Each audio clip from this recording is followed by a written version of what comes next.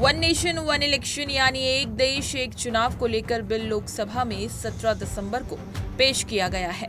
इस बिल का मकसद साफ है, पूरे देश में एक साथ चुनाव कराना, चाहे वो लोकसभा हो, राज्यों की विधानसभाएं हो या फिर स्थानीय निकाय चुनाव हो। केंद्रीय कैबिनेट ने 12 दिसंबर को इस प्रस्ताव को मंजूरी दी थी। अब ये देश भर में बहस का सबसे बड़ा मुद्दा बन गया है।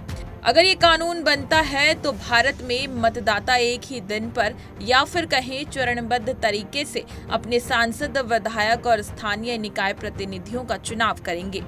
इस बड़े फैसले की बुनियादी मजबूत करने के लिए सरकार ने पूर्व राष्ट्रपति रामनाथ कोविंद की अध्यक्षता में एक समिति गठित की थी, जिसमें Sweden, Belgium, Germany, Japan, Philippines, Indonesia और दक्षिण अफ्रीका जैसे 7 देशों की चुनावी प्रक्रिया का अध्ययन किया था।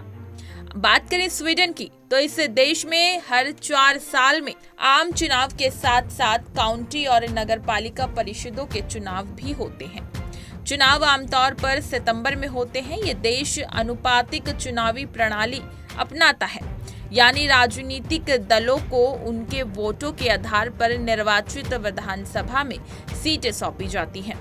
बात करें दक्षिण अफ्रीका की, यहाँ वोटर नेशनल असेंबली और प्रोविंशियल लेजिस्लेचर दोनों के लिए एक साथ वोटिंग करते हैं। हालांकि नगरपालिका चुनाव प्रांतीय चुनाव से अलग होते हैं।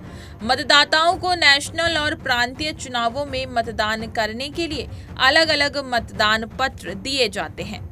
वहीं बात करें जापान और जर्मनी की, जापान में प्रधानमंत्री को पहले नेशनल डाइट सिलेक्ट करती है, उसके बाद सम्राट मुहर लगाता है। कोविंद कमेटी में शामिल एक्सपर्ट ने जर्मन या जापानी मॉडल के समान एक मॉडल अपनाने की वकालत की थी।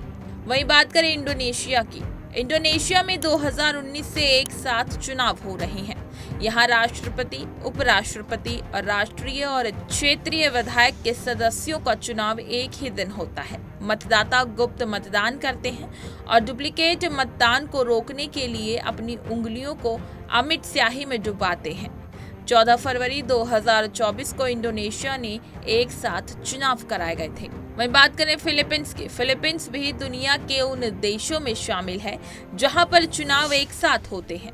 यहाँ राष्ट्रपति, उपराष्ट्रपति और सीनेटर 6 साल के कार्यकाल के लिए चुने जाते हैं, जबकि प्रतिनिधि सभा के सदस्य, राज्यपाल, उपराज्यपाल 3 साल के कार्यकाल के लिए चुने जाते हैं। वहीं बात करें बेल्जियम की, 1.18 करोड़ की आबादी वाला बेल्जियम संवैधानिक राजतंत्र है। ये 1830 में आजाद हुआ और 1831 से यहाँ संविधान लागू हुआ।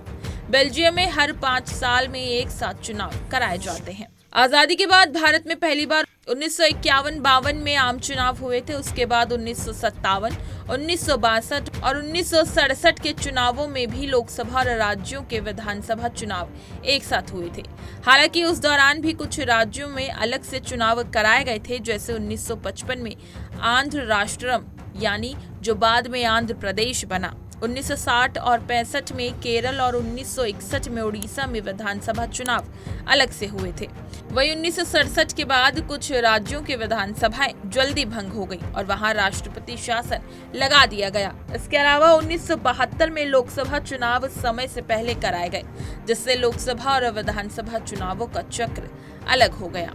इसी तरह की तमाम खबरें और लेटेस्ट अपडेट्स के लिए बने रहिए हमारे साथ और देखते रहिए punjabkesari.com।